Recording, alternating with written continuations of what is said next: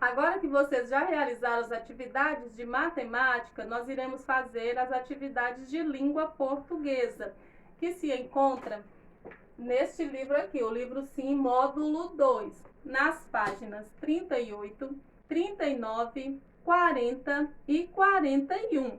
Vamos às atividades de hoje? Página 38. Vocês irão fazer a leitura do texto Pedrinho. E tem a continuação desse texto na página 39. Página 40. Para saber mais.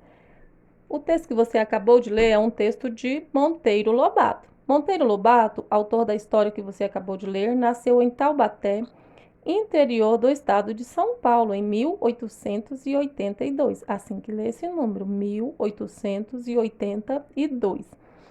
Formou-se advogado, mas alguns anos depois, como sempre gostou de escrever, lançou seus primeiros livros destinados a crianças e jovens. Ele criou O Sítio do Pica-Pau Amarelo, onde vivem os personagens Dona Benta, Tia Anastácia, Emília, Narizinho, Pedrinho, Visconde de Sabugosa, entre outros. Todos vocês já devem ter assistido na televisão O Sítio do Pica-Pau Amarelo.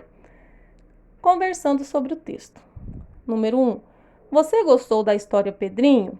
A história que vocês leram nas páginas 38 e 39. Por quê? Aí vocês respondam por que vocês gostaram ou por que vocês não gostaram. Número 2. Você já havia lido ou escutado alguma história de Monteiro Lobato? Se sim, qual ou quais? Comente com o seu colega. Você pode comentar na nossa aula no Google Meet. Estudando o texto. Quem são os personagens do texto? Vocês releiam o texto e vejam quais são os personagens e coloque aqui. Página 41. Número 2. Das histórias, os acontecimentos são contados por um narrador. O narrador pode ser de dois tipos. Narrador personagem é quem participa dos acontecimentos da história. Ou narrador observador, apenas conta os fatos da história sem participar deles. Sabendo disso, qual é o tipo de narrador da história que você acabou de ler? Justifique a sua resposta. Número 3.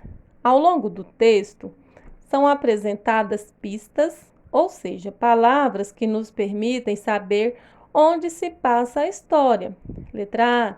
Transcreva do texto essas palavras, releiam o texto e vejam quais são essas pistas que mostram onde que a história foi escrita, onde que está se passando a história.